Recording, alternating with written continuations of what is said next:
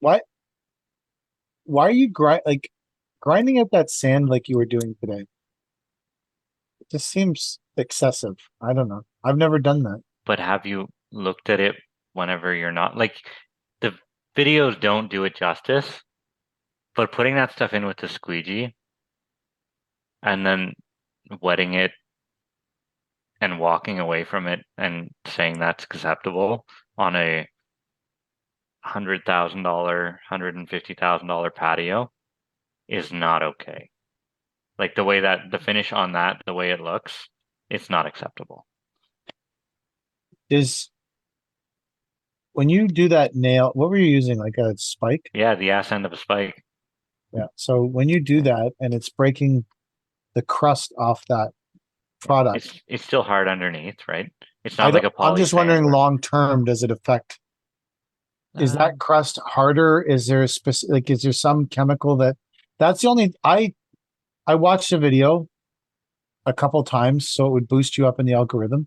thank Not you. like you were putting a queef of glue on or something, but um, Well, the best and way to get your videos to go viral is to do something wrong, yeah. right? Yes. Right. So So here I am trying to do something right, well, but I'm just asking. Yeah, I'm not saying it's right or wrong. It interested me because I agree that it looked better after you did it. yeah, I am in total agreement with you on that. But maybe it's my PTSD from Palmeric sand. But as I watched that crust come off the top and saw you expose the material underneath the crust that's at yeah, the peak of the joint, yeah. it just it just gave me the heebie So jeebies that I I will assure you that the stuff underneath is equally hard have you because done this before in the long term? I Is have. this your It's been fine. no, okay? Yeah. no, but I I have pointed every single patio that we've done with the jointing compound. That's what I'm asking. Have you yes. It done it before? I've never yes, done it.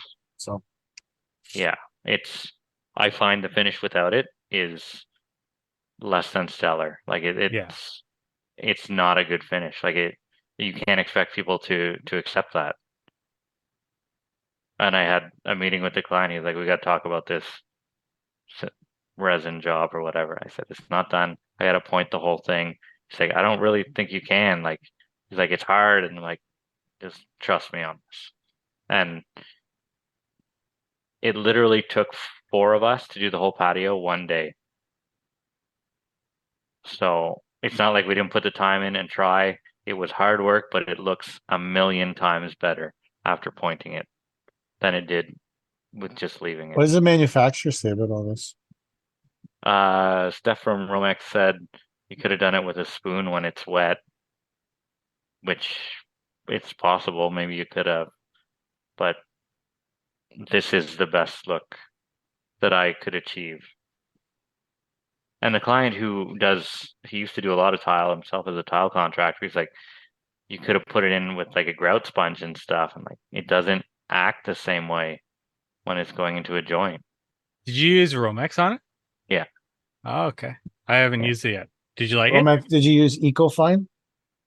that's the Romex stuff.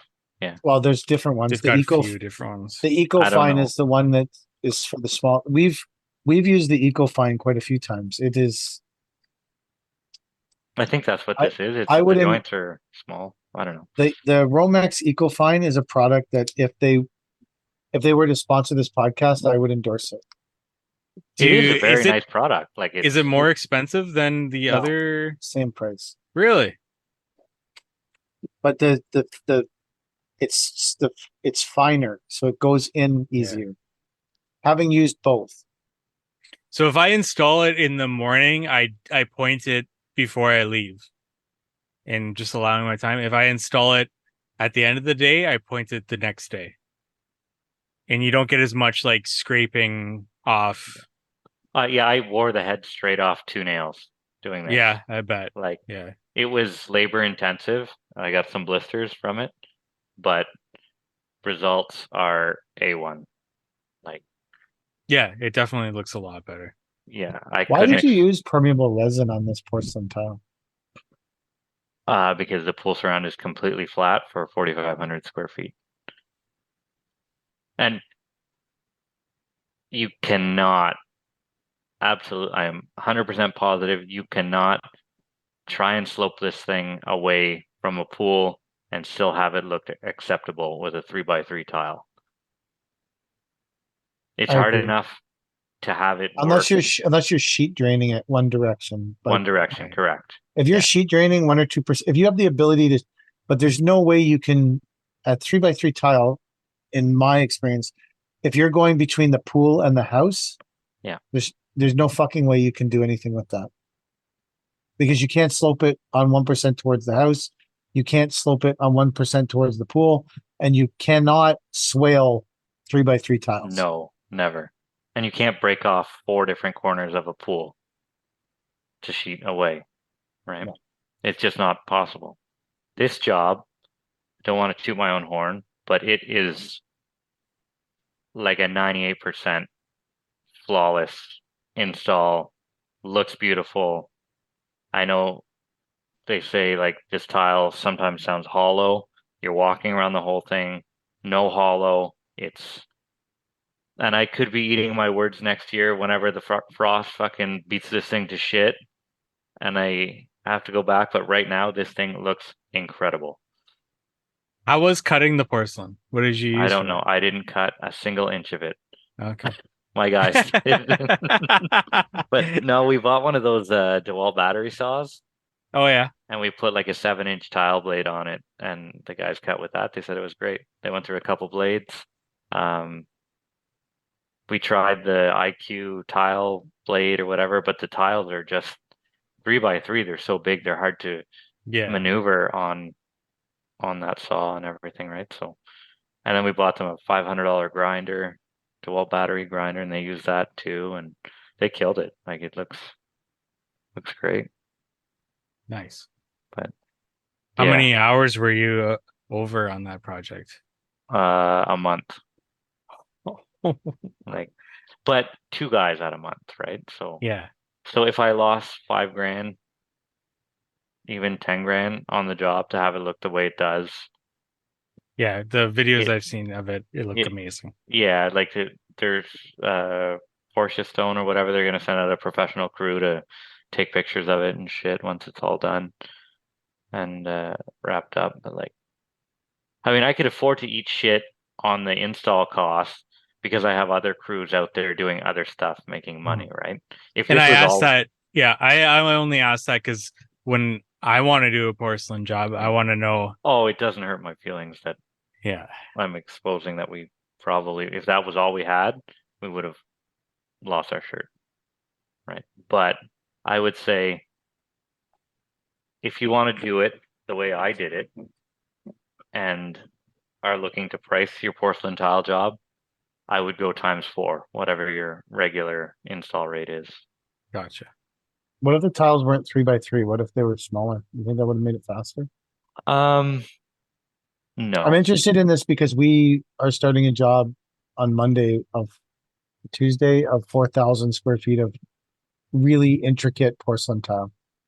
What's the base though? Because that has a lot to HPV, HPV. What are you going to do? Are you going to mortar them in? that's not a requirement.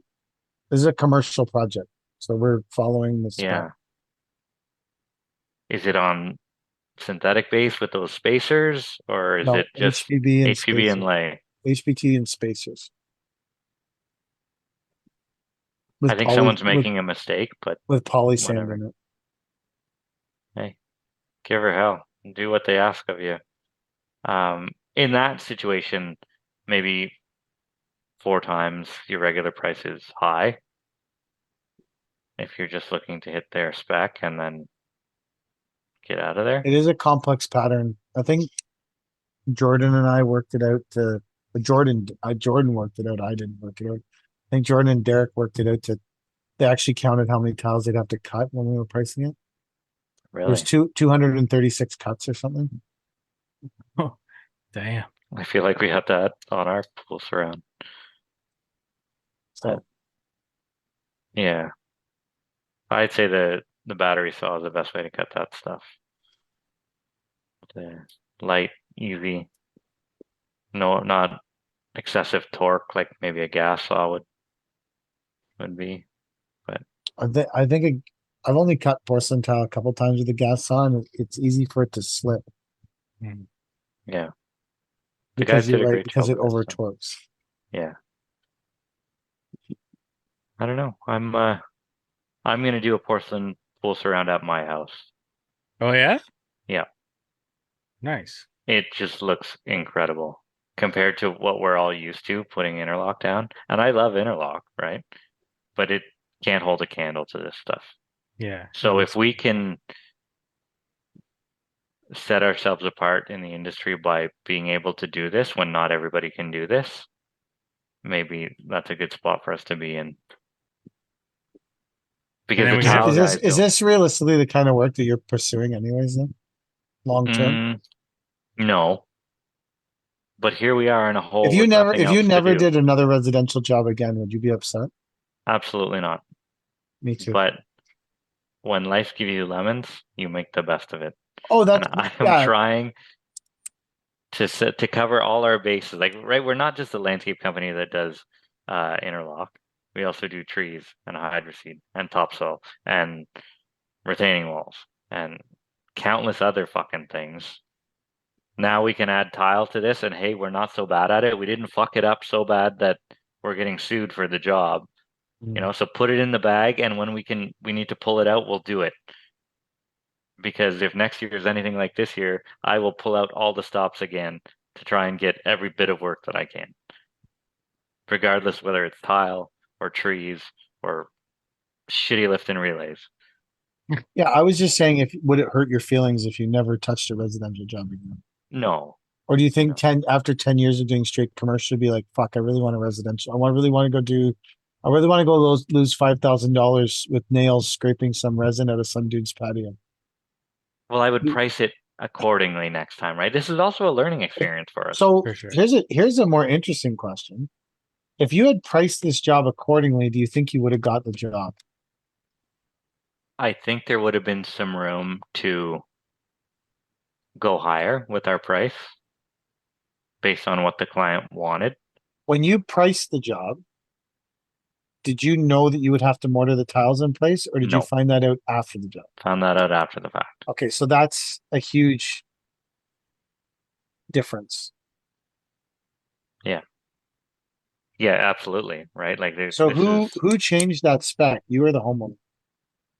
I changed it because I didn't want issues. So I would have done what you did. I would have changed if I thought that there was going to be issues and I was going to get 10,000 callbacks about the tiles sounding hollow. I would have done exactly what you did and changed the spec myself and said, I'm just going to do this. Yeah. And it is what it is, and it costs what it costs. Because I don't, it's going to cost more for this guy to be calling me every week telling me that this tile sounds hollow. Now this tile sounds hollow. Now this tile sounds hollow. Yeah. Who was concerned with them sounding hollow, the homeowner or you? I was concerned with them not only sounding hollow, but like lifting behind you as you walked on them. You know what I mean? Like if you don't Yes, have I totally agree. contact on the whole thing and you step on the corner of a 3x3 tile that weighs 60 pounds and you weigh 180 pounds or 200 pounds or 250 pounds, and that's coming up behind you and you hear clack, clack, clack all over, that is a fucking recipe for disaster. Nobody is happy. Right. So when you lay a paver patio, I mean, I know someone will say, well, not all pavers, but in general, all the pavers are touching. Correct. Like they're all touching through the bumpers, right? Yeah. When you lay porcelain, they are individual. Yeah. Each paver is individual. And whenever I have laid anything in my life that is absolutely individual, exactly what you said happens. Yeah. Someone puts their deck chair and it's right on the corner and it pushes it down and lifts it up on one side.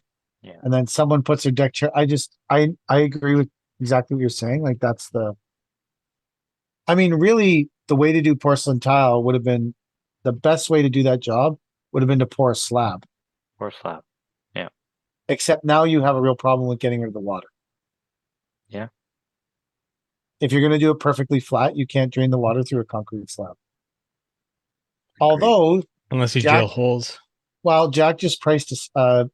You can Us- get permeable concrete, but that's a whole other can. No, he priced it different. So Jack just priced in Vaughan permeable paver driveway on a concrete base. Mm. But every 8 inches, there's a 4-inch tube. Or for every 1 foot, there's one 4-inch tube cut to the thickness of the concrete, full of 3/4 clear. And then you do HPB over top, and then you do your permeable pavers. And so the concrete's on the permeable paver base. It seemed like a bizarre setup, but I guess that's what Vaughn wants. That's how ICPI specs concrete overlays. Whenever I've done a concrete base commercially, we've always put like those 4-inch drains in them everywhere. When it was our job, like when the concrete was part of our contract, the concrete overlay. Now we didn't lay those pavers, but the concrete overlay that we're still up there working because the job never fucking ends. That they did not do that on any of the concrete. It was not spec. The concrete was just laid, then sand, then the pavers. So and then poly sand in the pavers, which to me, if poly sand is 99.9% impermeable, some water is going through it. And once that water goes in the sand, I don't know where it goes. It's certainly not evaporating under the pavement. So that part of the job was interesting because it's 100 mil plank pavers on concrete, and they're all pedestrian walkways. Would you guys do the concrete? Or you guys would No. just sub that out, right? Yeah. We have a couple concrete subs. We just priced a job for an architect, and it's to go to a house. It's got, I think it's Bahanis Dove. Is that a dove? Is Bahanis a dove? Banis Dove Gray. Bahanis Dove Gray. It's got 900. How did you get that from that? He's Bahamas. The he's thinking about going to the Bahamas Bahamas. I don't know how to pronounce shit. Wow.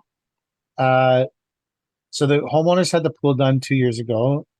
They did the Dove Gray on HPB and then put polysand in.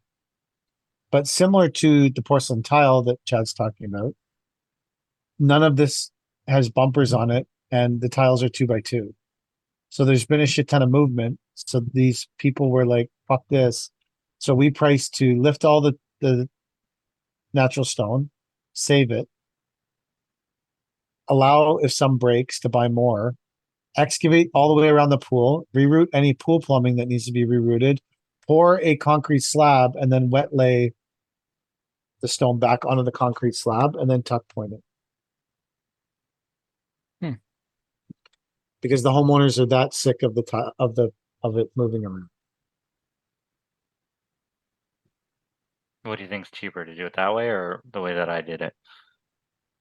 Assuming the way that I did it lasts. I think I think it's cheaper to do it the way you did it. Yeah. So we ended up at so we didn't do it this way, but I always subdivide it just out of interest sake. We ended up at, without buying the stone, which the stone is $650 a square foot, somewhere around there. We ended up at $43.76 or something a square foot. So if you added the cost of stone, you could round it to $50 a square foot to do Dove Gray on a concrete base, mortared and tuck pointed. Where do you think you ended up on yours, Chad? I think my install cost on that was probably about $12 a square, like labor cost. Yeah, but I'm not talking about labor. Like my cost includes excavation, concrete, base. Oh, and at 50, I'm buying the material too. I was probably at maybe 35. taking a shot in the dark from the price that I put together last Does fall. that include the price of the Porcia? No. So how much definitely. is what's the Porcia worth a square foot? Like $9 a square? So you Okay. were 44. I was Yeah. 45. No, I was 50 with material. But Chad priced out not knowing he needed to mortar it too. Yeah. So you were 35 without knowing you needed to mortar it? Likely. Somewhere in there. Yeah. So there's an argument that it costs almost the same. What I'd be more interested in is Romex has that truss bed, and See, what that would cost in comparison to a concrete base. we were going to do that whole job on this truss, but I had already we didn't find out about that stuff till this spring. And to go back and put that in the price, it would have changed. It would have added $25,000 to the cost of the job That to do, much? yeah, for 40 or 4,000 or 4,500 square feet or something like I that. don't even know what truss is. What is it? It's Teach me. basically HPB along with Glue. an elutrian. It's like mortar and HPB is a very basic way of explaining it. And then you mix it and then you screed it out and it's solid. It's like concrete, but it's permeable. And then you wet lay onto it? Yeah, and then you No. wet lay onto it. You back butter it. Yeah. Do you? Yeah. I thought they. Oh fuck! So I'm And not that then you much leave. further ahead. Yeah, and then you leave like a half inch around the entire border because once you lay it on the truss, it expands. So you need to make sure that A it half continues to inch. be it needs to be continue to be permeable, right? Because if you back butter the entire thing and then you lay it, that mortar expands into the joints and then it's not permeable anymore. So I see what you're talking about the right mortar up. on the back of the. On the back of the tile, yeah. Okay. So I mortared right up to the edge of all my tiles and then set them in, and water still goes through. Right. Yeah, but you didn't push them down on a hard surface. Well, chip is So that how much harder is the chip gonna get? well, the truss stuff is like Mike said, it's like mortar. It gets like rock hard. Yeah, no, you have to. You can only screed what you can lay of that stuff in a day. Yes. Yeah. So it's not completely hard by the time you're putting it down. That I don't know what the cost of that stuff is, but the cost of labor with that stuff must be astronomical. Yes. Well, you have to run it all through a concrete mixer, right? Yeah, Like you do. a hopper, and then shovel it out into your base and screed that. Like, I understand what they're going for. It's just a fuck ton of work. It is a lot of work. Yeah. Wouldn't it be easier to pour a concrete slab and wet lay the porcelain tile? Well, it depends Then it's if you not want it to be permeable, right? completely permeable. Yeah. Oh, yeah, but I mean, you could put Romex in it and put like stuff into. I guess the porcelain tile is too thin. It won't work for wet laying because you have to have an HPB. Yeah, I guess there isn't that many solutions to make that permeable. I think that this guy Jay from Trillium posted that stuff, doing that stuff in a small backyard. Yeah, NRX has done it too. And I saw it at H&A and made a video about it on my YouTube channel. So I guess Chad doesn't listen to or watch my YouTube videos. I'm too busy trying to find a work to keep my ship afloat to do anything recreational. I went in the pool for 5 minutes tonight because it was 40 degrees. That's it. I never go in our pool. Not even when it's 40 degrees. I don't want to go back outside. My problem with the pool is that it's outside. I hate being outside. I fucking hate it. I've said it a million times since we started this podcast, but I really do.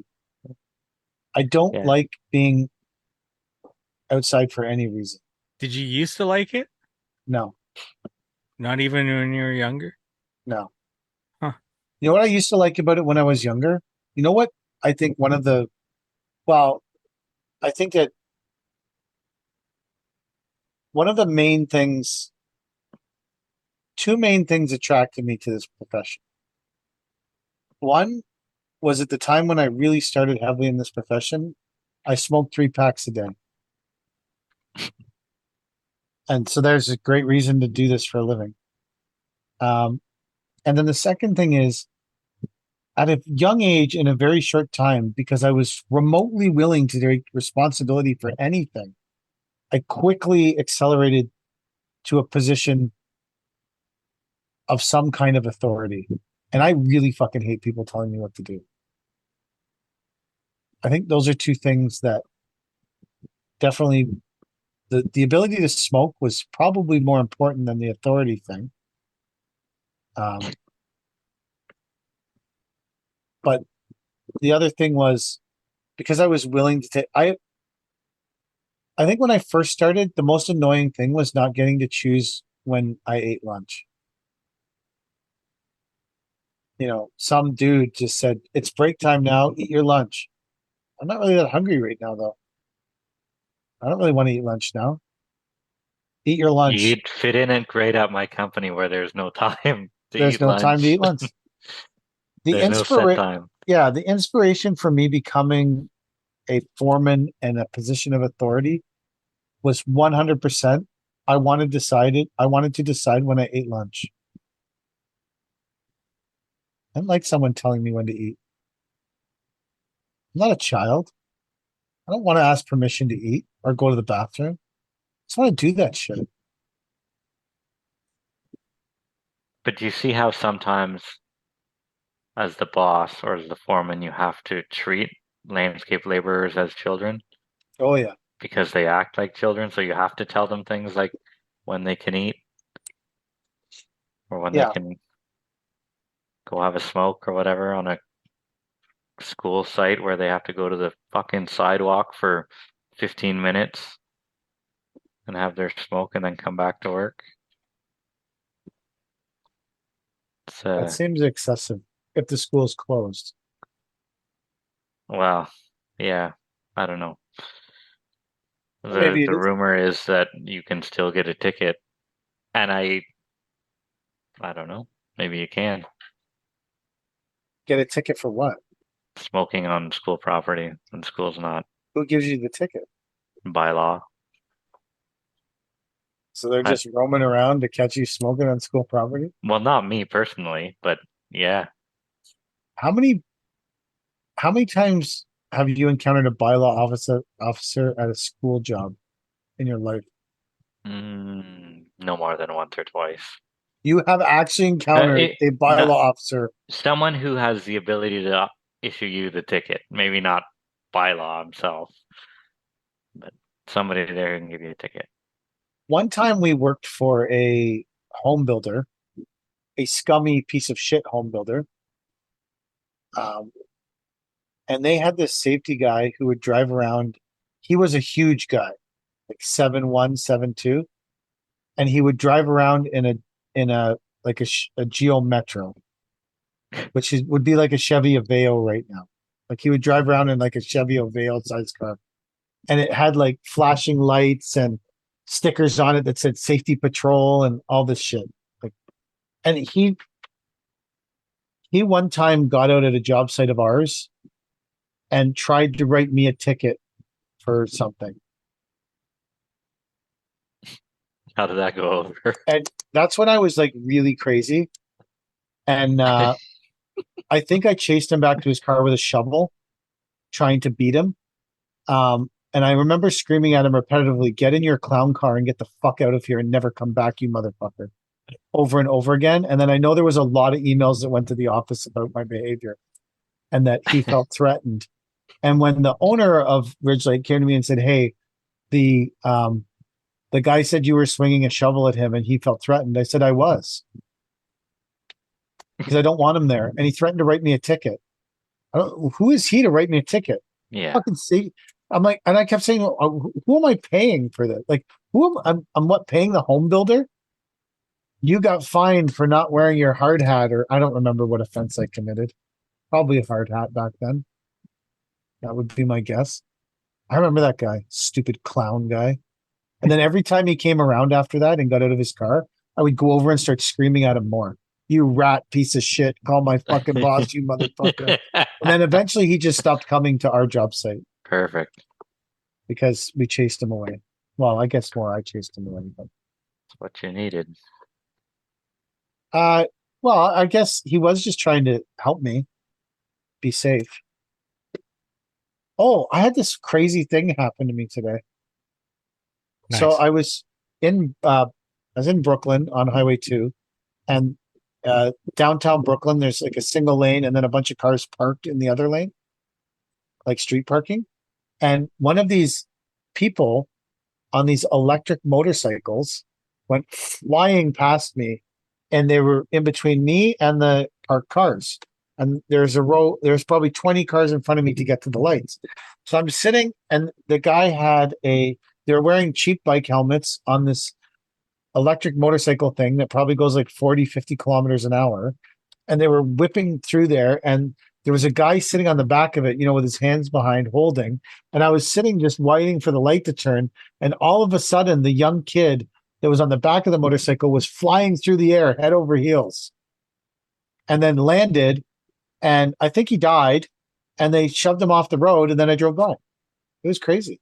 Shoved I don't him know. off the They were road, holding his shoveled hand. him. There was a bunch of people, like the motorcycle was on the Jeez. road, broken, and they were holding his hand, and they were, like, stay with me, like right out of the movies.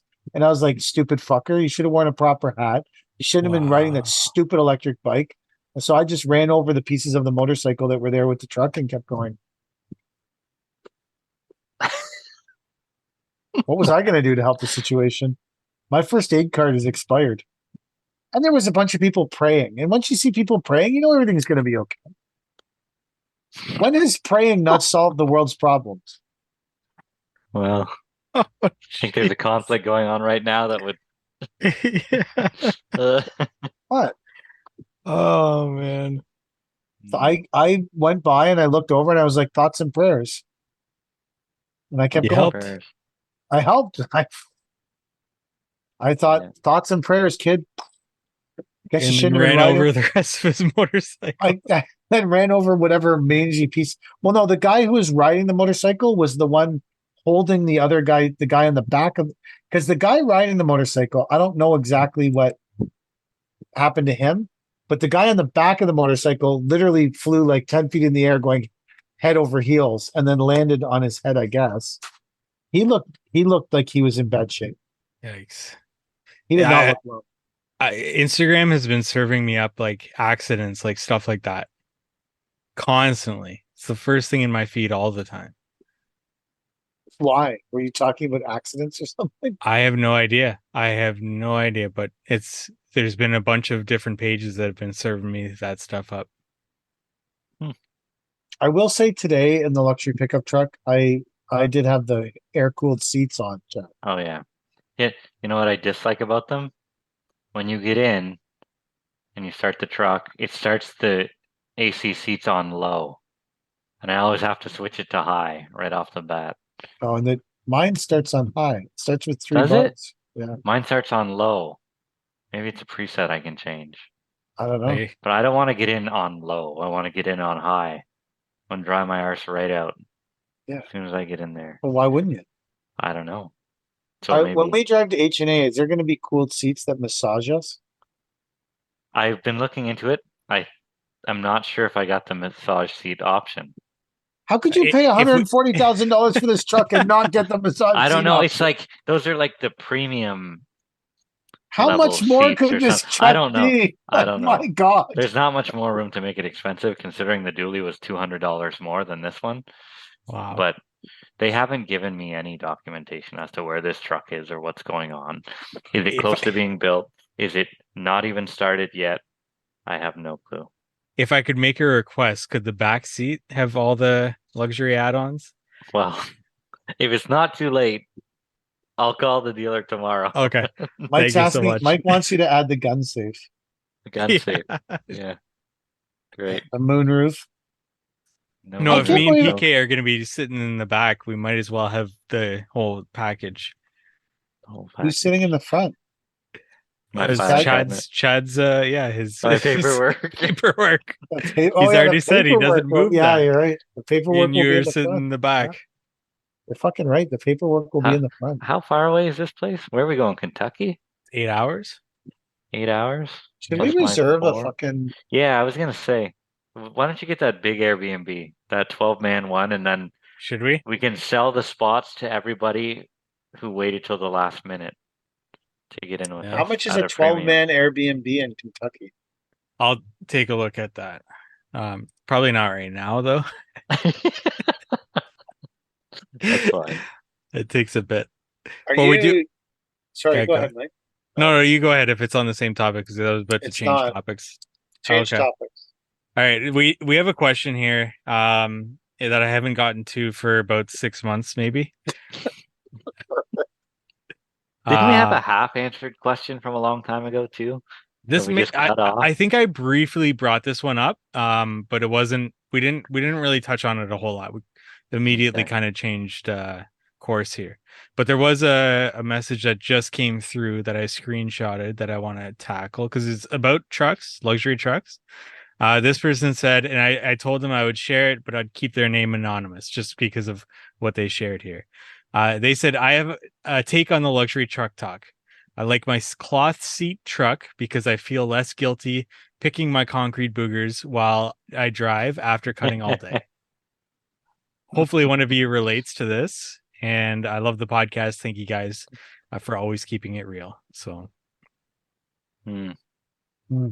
Here's my take on that. I still pick my concrete boogers, but I put them on my WeatherTech floor mat where it's dirty already. Okay. Or my new truck, my new King Ranch, actually has a vinyl floor. I did the carpet delete on the luxury truck so that I don't need. God, I'm serious. so whoever buys that truck next is going to say, "What fucking moron did this?" No, it's a contractor's truck, and a lot of contractors want a luxury truck. And how many times have you vacuumed the floor of your fucking truck? It's miserable. I recently did it. It sucks. You can never get the shit out. You never get the salt out. You're rubbing the vacuum cleaner on I have the WeatherTech mats, so I don't get salt on my carpet. Well, the salt somehow goes around my mats. I don't know what to tell you. I also don't. My feet are in places they're not supposed to be in. I don't know. Corners of the truck that aren't supposed to have feet in them have salt stains. As long as the concrete boogers don't land in my back seat, I'm happy. That's fine. Just keep that back seat for me, Chad. Yeah, no problem. I had cloth seats when I cut a lot, so I still mostly drive around in cloth seats because I mostly drive the Veloster. Have you ever banged the dust off your cloth seats in a cloth seat truck? Oh yeah, it's insane. Like insane the amount of dust that comes off those things. It is. Like it's wild. It's very true. How much dust comes off them? Yeah. It is crazy. Yeah. I would. When I had a cloth seat truck, I was in the same boat. Good point about the concrete boogers here. Here's the question. Has to do with efflorescence. It's a long one, so bear with me here as I kind of pick apart this paragraph.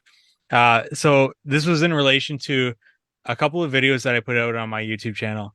One about cleaning efflorescence from a certain manufacturer's fire pit that I put together. And then I actually had to go back a couple of years afterwards and clean the same fire pit because the efflorescence returned. So their basis of this question I know is about how does your manufacturers or sales reps, how do they deal with efflorescence problems? I'll ask that and I'll skim through this and make sure I hit on it because I think that's specifically what they're asking. So how does your manufacturer or sales rep or supplier, how do they deal with efflorescence issues? And do you find differences from one manufacturer to the other?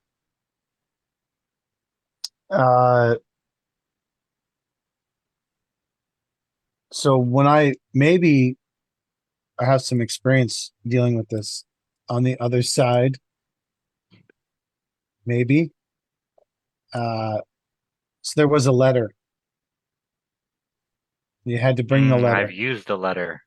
Yeah, you take the letter and you give the homeowner the letter, and then I think the hope is that people become accustomed to it or give up, or it goes away. There's three There's really only 4 courses of actions. You deliver the letter.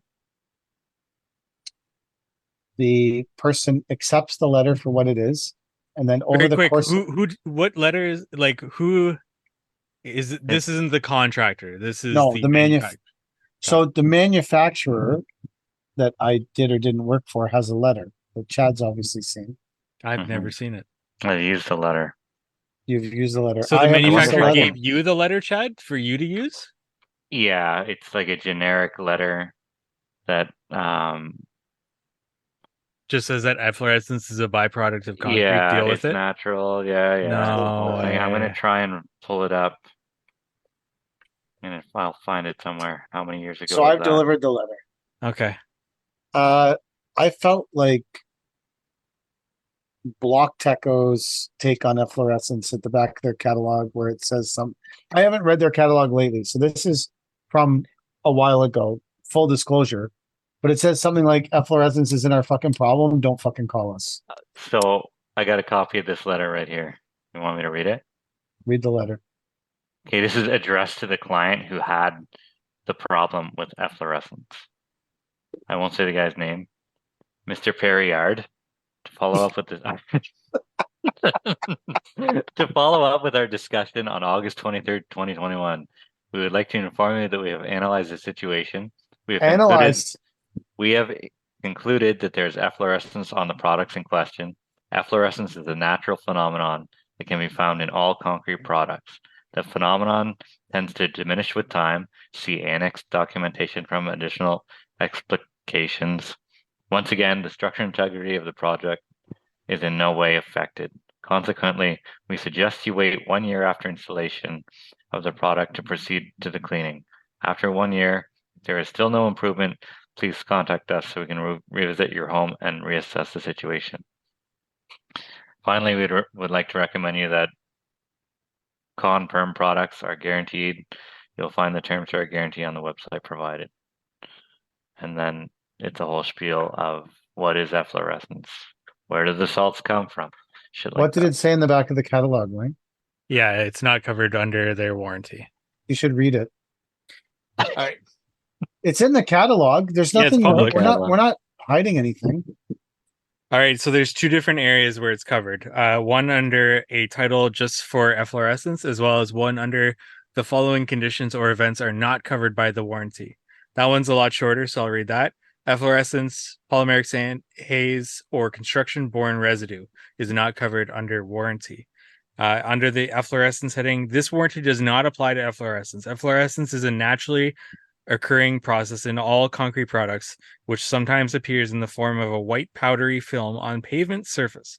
Efflorescence is more perceivable on darker colors. They list the colors as there is a higher level of contrast when it does not in any way compromise the functionality or the structural integrity of the product.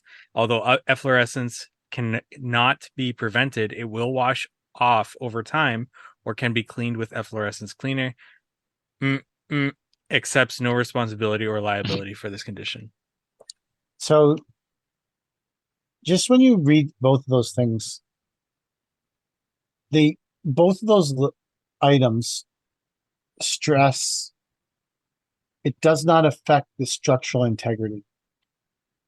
How many customers have you guys had in your life that didn't care a fuck about how it looked and only cared about structural integrity? None. Residential. None. The thing I find interesting about all of that is that they are endlessly pointing out, and I'm sure if we went to Lock Uni or Way Best, they all have the same kind of warnings and shit. We just happen to have these 2 handy. In the many, I don't think I've ever had anyone even inquire about the fucking structural integrity. No. They just wanted to look When I like what say they saw at the dealer. when I put in quotes, 80 mil pavers will be used in any vehicular application on your project. 60 mil pavers will be used in any pedestrian application on your project. I've had people say, why would you bother with the 80 mil pavers?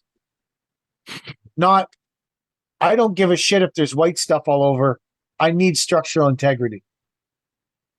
I need structural I don't, if these pavers are chipped or they're white or they're off color or they're from two different fucking factories, so the blends aren't the same, I don't give a shit about any of it. All I care about is the structural integrity affected? Never had that once. I feel like none of those warnings are particularly helpful. Oh, they're definitely not, but it was enough to get this client off my back and to get me paid. Do they call you? That's the thing that always cracked me up. Like people, I'm just a guy trying to get paid. I went out of my way to buy your products. Yeah. You know. So today, for the first time in, I think, my entire career, I've had these 3 bottles of Efflo cleaner sitting in the front shop for literally 5 years, 6 years, that you can hardly read the labels. They're so faded, right? I cleaned efflorescence today for the first time. No joke. Where? We finished a job with some onyx black cap and a black banding in it. And she's the client, and I should have known because this is the same client that took 5 trips to nail down their color selection. She's like, this white stuff, how do I get that off? Is that going to stay? And I'm like, oh, that's efflorescence. That bleeds out of the stone naturally, but it'll go away. She's like, but what do I do now? And I'm just thinking, I need to get paid from this fucking job. And she's giving me like the puppy dog look and shit, like, oh, what do I do? Oh my God. And I'm just like, fuck. I got these 3 bottles of Efflo cleaner in the shop. I know exactly where they are. They probably stained the concrete from not moving for 3 to 5 years or whatever it is. Do we bust one of these things out finally? And I'm like, okay, I'll go get the efflorescence shampoo and we'll come back. And they say do like a spot treatment, right? To make sure it doesn't fuck up all the stone. I just mix the whole fucking pail. And the guys are like, how do we put it on? We've never done this before. And I take the side of the broom and I dunk it in the pail and I start scrubbing the pavers. I said, just like this. And I don't know what I'm doing. And the guys sure as shit don't know what they're doing. And the client's watching us, so I have to fake like I know what I'm doing. And here we are scrubbing these pavers. And I'm like, I hope this doesn't go south. Like, I hope they don't all turn white or something like that. And the thing is, you never know, right? Because they're not going to drive right in front of you. So you have to leave. You do have to leave. Then I went back hours later and they still weren't completely white. So I'm like, oh, I think it's better than it was before. So we at least did something. I'm like, should I send the invoice or should I wait? So but when we did a lot of residential work, if we opened up anything, specifically at Ridge Lake, we opened up anything with any effluent on it, we just took it back. That's where I got to with it. But if I opened up anything and saw any speck of effluent, we just loaded the skid back on the truck, took the whole skid back, said, fuck you, exchange it.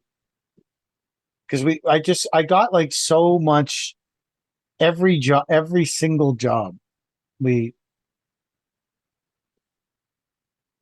it just became like a thing where every single job had this same effluent problem. And I'm so done with it.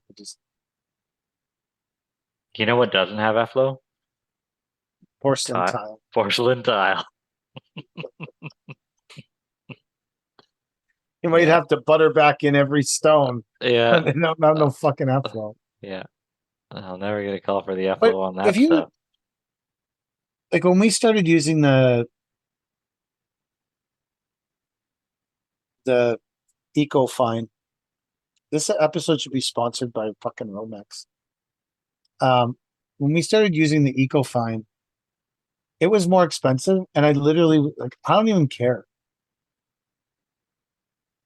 Because I spent so much of my life dealing with palmaric sand problems, and no one has ever called me back, even though we did not grout out the joints, which I guess now we'll have to add that to the mystery of this stuff. I never got a call back about it ever. Knock on wood. I don't care if it costs more. fucking hate polysand. Yeah, there's no good solution. Whenever one takes forever to put in, the other gives you callbacks forever. Shits the bed constantly. Yeah. I But also I mean, I also started not using Onyx Blackstone in anything. yeah, And if people wanted it, I used to put a rider in the contract that if you want anything Onyx Black, do not ever call me about fucking F-Flow. yeah. I think it like actually that. said, don't fucking call me. Right in the contract. I need Or I that in would my write it in contract. pen. Don't fucking call me if you want Blackstone. Fuck you. I'm telling you right now, no manufacturer on the planet can create a black paver that doesn't get F-Flow. Agreed. Don't care who it is. Don't give a shit. Fuck you. All right, it's been 2 hours. That's the Yeah. end of the podcast.